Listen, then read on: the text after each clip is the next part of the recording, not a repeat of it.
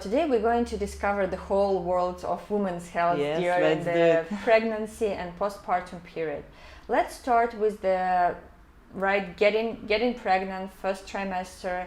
What women should expect on a hormonal level, from the physical change standpoint. So could you elaborate on this, please? Yeah, usually in the first trimester is basically an overflow of hormones. There is this HCG hormone that is a very long name. I don't remember by heart now the full abbreviation. The one that actually is detected by the test that you are pregnant.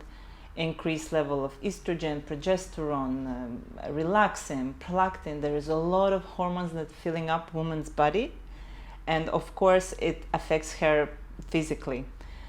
So yeah, it's a very sudden change from non-pregnant to pregnant state. Mm-hmm. And of course it also can affect her fitness, her routine. Some women who don't feel very sick, very fatigued, might feel fine to continue.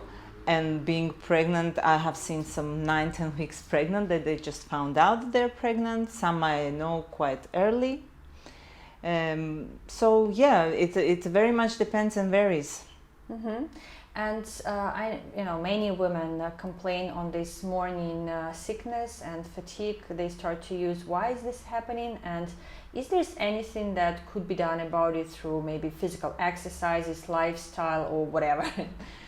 Well, usually I would like just to mention before we start that we will talk about now, healthy pregnancy, the low risk pregnancy, everything is fine, mm-hmm. and so on, not a special medical cases, so a general one.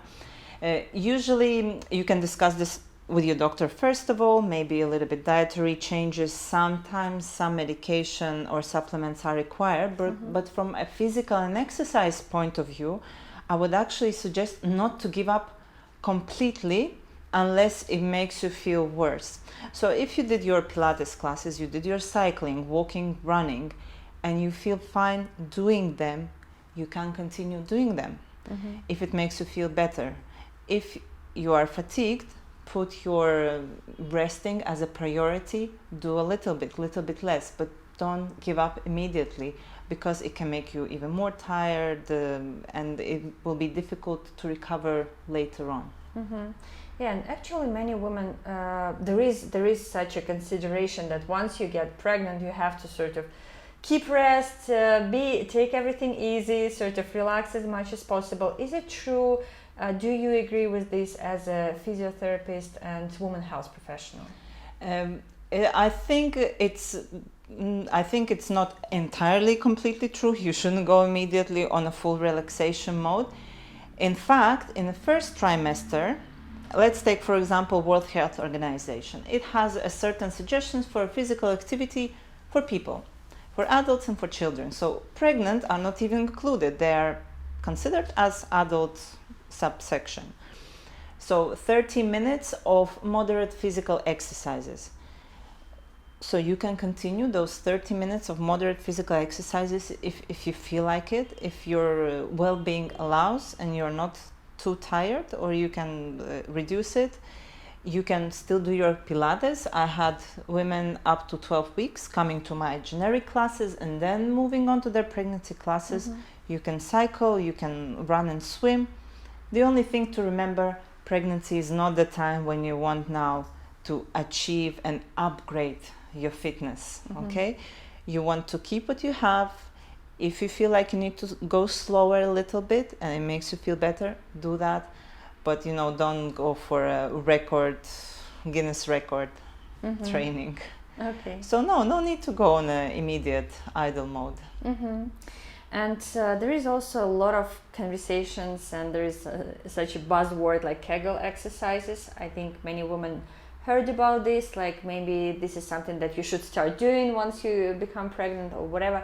So could you actually explain what it is and whether somebody should pick up with the kegel exercise after getting pregnant, mm-hmm. or this is not something that is needed? Okay, I think it's time to grab my lovely model here just to give like a short briefing about kegel exercises.